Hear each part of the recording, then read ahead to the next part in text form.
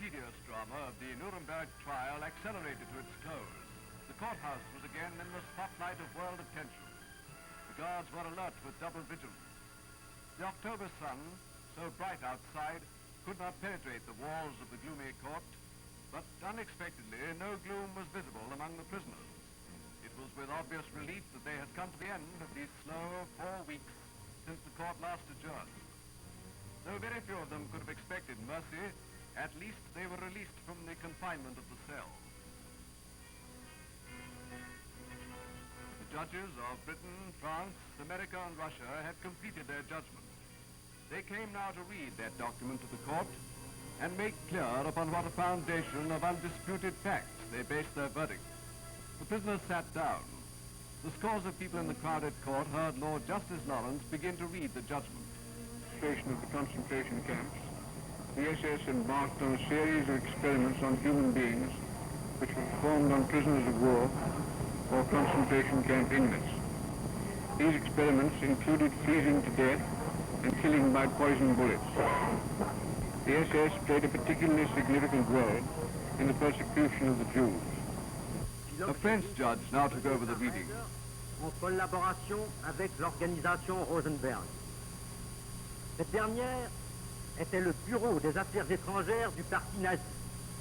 The Russian judge read the next part of the indictment. Спросили о том, каким образом Оллендорф мог признать убийство 990 тысяч людей, он ответил: одновременно с осуществлением идеи Великой Германии, конечно, не является совпадением. For a short spell, Hess showed signs of acute mental distress. It was as though the torture he inflicted on thousands were exacting a concentrated vengeance in his confused mind. When the long judgment was completed, Lord Justice Lawrence adjourned the court till the next day. Outside, at every approach to the courthouse, security precautions had still to be followed. Everyone who had business there was subjected to closer scrutiny than ever.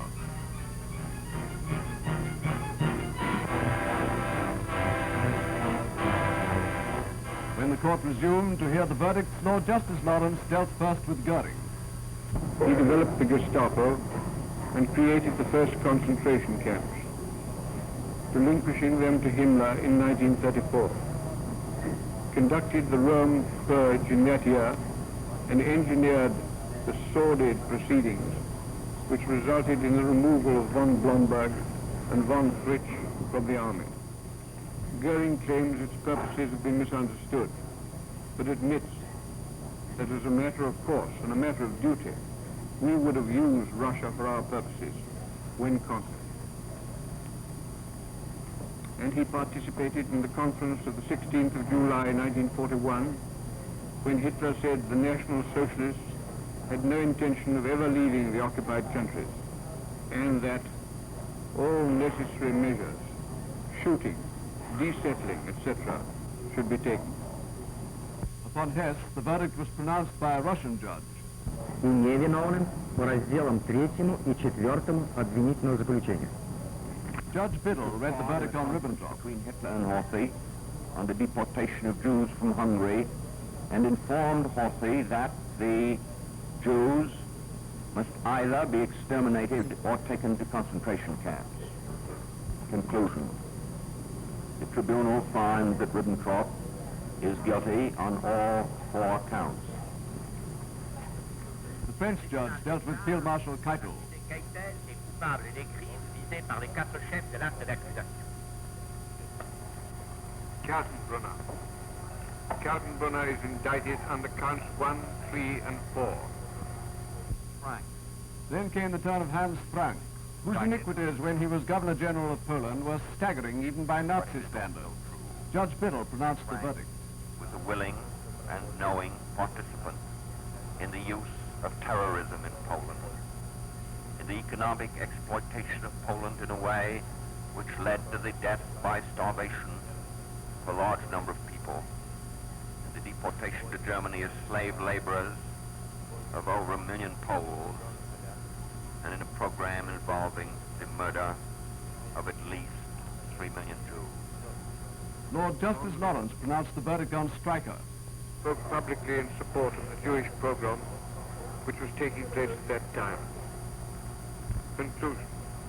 The tribunal finds that Streicher is not guilty on count 1, but he is guilty on count 4.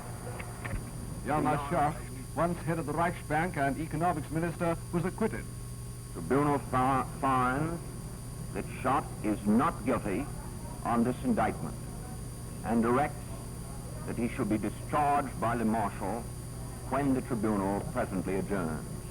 Von Papen, too, escaped punishment. Finds that von Papen is not guilty under this indictment and directs that he should be discharged by the marshal when the tribunal presently adjourns.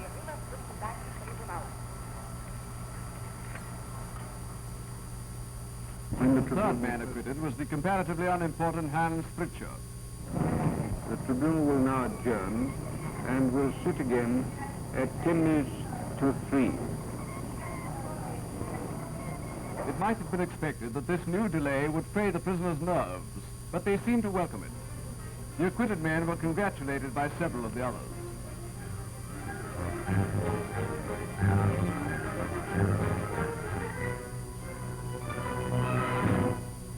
For the British prosecutors, their experts and assistants, it was the end of a stupendous task, in which they were led by Sir Hartley Shawcross, Attorney General, and their genius of cross-examination, Sir David Maxwell Fyfe. Naturally elated, Papen, Schacht, and Fritzsche drank their own health without any formality. They were besieged by pressmen, anxious to know how they proposed to spend their freedom. Few people outside the legal profession think the acquittals are justified. Once again, the proxy von Papen has got away with it. Even German people who now profess to be anti-Nazi complained of the release of Schacht and Papen. They said it planted seeds of hope in the best of militarism and German big business that the old game might be played again. The people now awaited the sentences of the tribunal. The people of Nuremberg, that once beautiful city, now a vast acreage of ruin. On the counts of the indictment on which you have been convicted, the International Military Tribunal sentences you to death by hanging. Yes, presumably because his sanity is doubtful, escaped the death sentence. The tribunal sentences you to imprisonment for life. The case against Ribbentrop was fully proved. He pays the supreme penalty. Sentences you to death by hanging. So ended the great Nuremberg trial.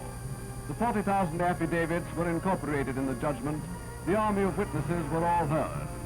In the courthouse of Nuremberg, the Nazi adventure came to its sorry end. They have been tried. Justice has overtaken them.